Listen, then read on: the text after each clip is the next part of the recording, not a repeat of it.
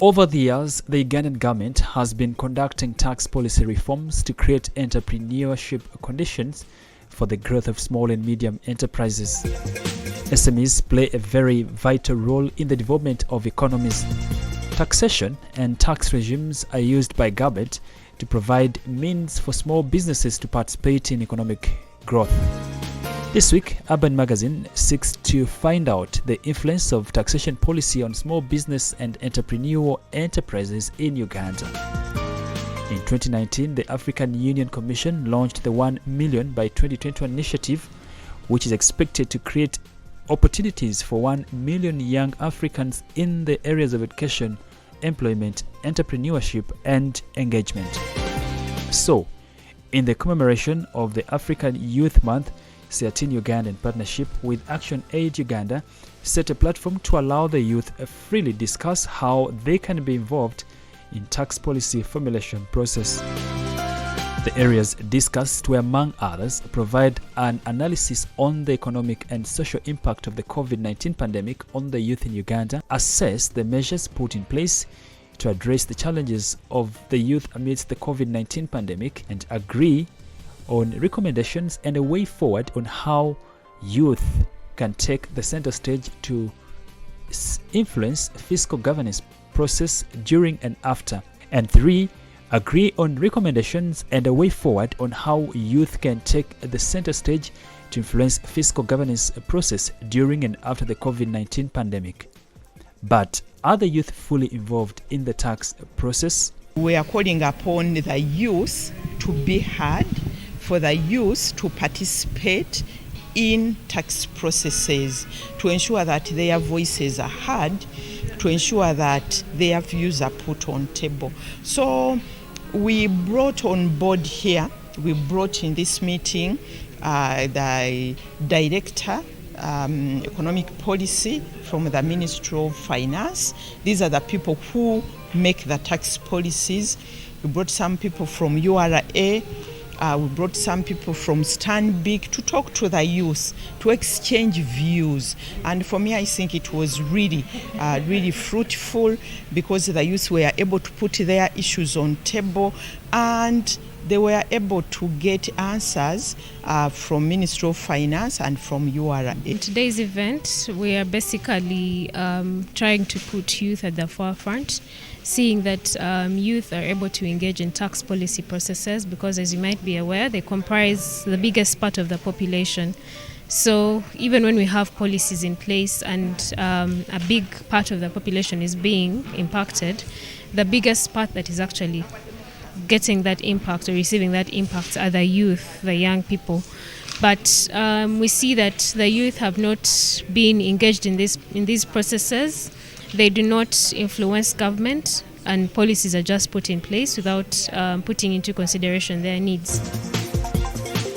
This means that decisions by government affect the youth, and yet they are not consulted. So, do the youth understand taxation, or it's a complex discussion? One of the reasons why the youth do not engage in some of these processes is because they have limited information, but they also perceive tax as a rather complex issue, best left to the experts. But beyond that, there is also a recognition that many youth do not see themselves as taxpayers. Some of them do not even know that they actually pay taxes, save for those who are in formal employment or those who are paying a direct tax of sorts. Those are able to know.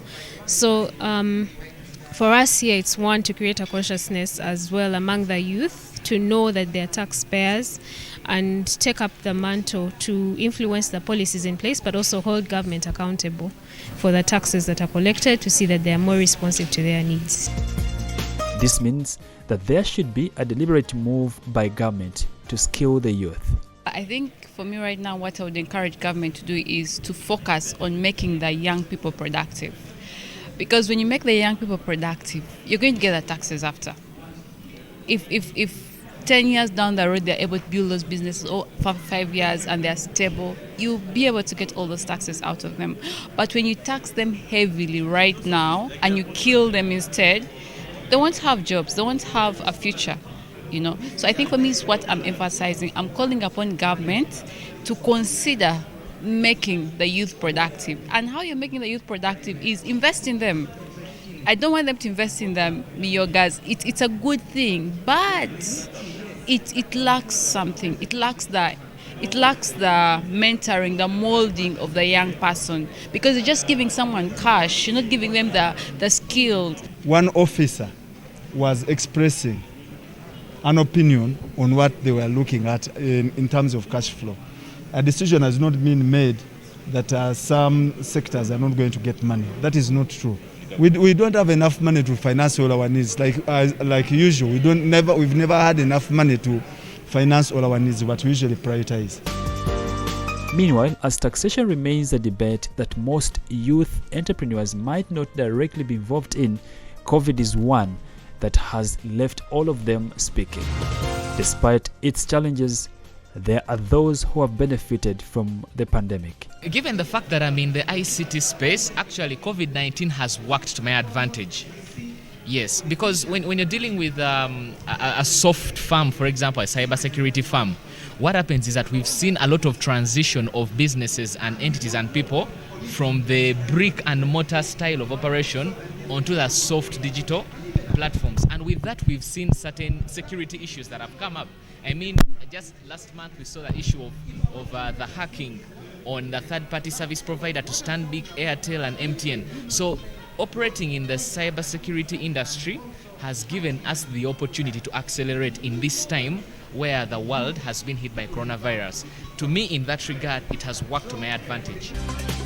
Since COVID-19 was declared in Uganda, surveys have indicated that micro and small businesses experienced a larger decline in businesses activity compared to medium and large firms, an uprising finding since most of the country's micros and small businesses halted operations due to their inability to implement preventive health measures such as provision of on-site lodging for employees and sanitizers and hand washing equipment for customers.